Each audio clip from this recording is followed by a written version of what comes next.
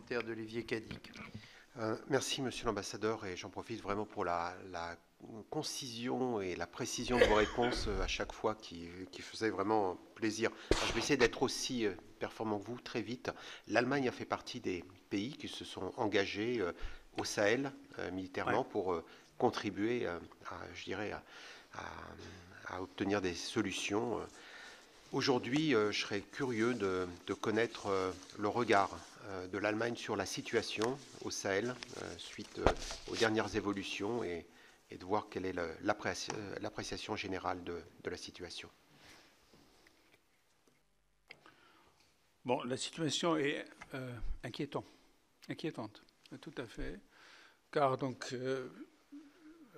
l'instabilité s'augmente. Nous avons vu les développements récents en Burkina Faso. Il y a le problème du Mali. Il y a le problème d'une influence russe croissante. Il y a le problème grave qui n'est pas disparu du terrorisme, de la pauvreté, les conséquences du changement climatique. Donc c'est un syndrome des problèmes. Pour le moment, donc, notre défi le plus immédiat, c'est certainement la guerre en Ukraine, ou l'agression russe contre l'Ukraine. Mais de l'autre côté, il ne faut pas oublier cette région-là, parce que c'est le voisinage de notre voisinage. C'est très proche. Donc, il nous faut rester engagés. L'Allemagne a, d'une manière considérable, renforcé son engagement, y compris aussi militaire. Nous sommes encore engagés dans le cadre de MINUSMA jusqu'au printemps 2024. Après ça, donc, il était envisagé de terminer la participation à l'UNUSMA après les élections au Mali. C'est-à-dire on fait ça d'une manière structurée, si vous voulez. Mais ce qu'il nous faut vraiment, c'est aussi une approche européenne à cette région-là, si vous voulez, une stratégie de l'Union européenne en ce qui concerne l'Afrique de l'Ouest. Et ça, c'est tout d'abord, bien entendu, c'est le soutien calibré dans le domaine de sécurité. Donc il faut continuer ce soutien-là.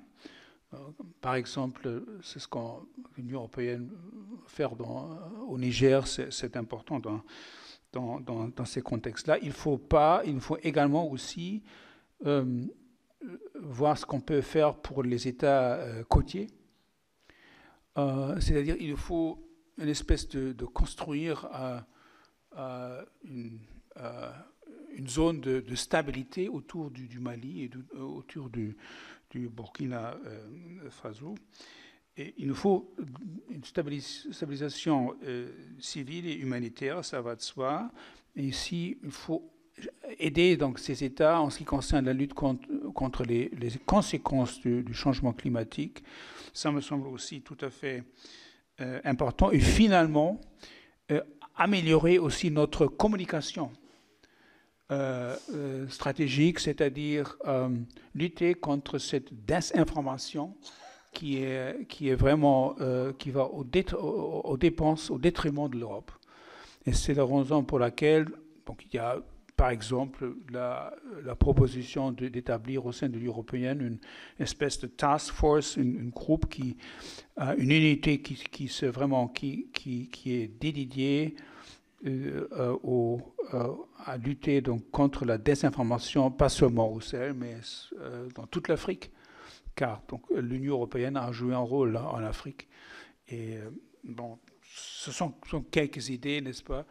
Mais généralement, il me semble que sur ces questions-là, la coopération franco-allemande est aussi très importante et on est bien entendu très intéressé à voir donc, les résultats du processus qui est en cours, qui vise vraiment à développer une nouvelle stratégie de la France en Afrique de l'Ouest aussi sur le plan militaire, qui a été annoncée par le président de la République.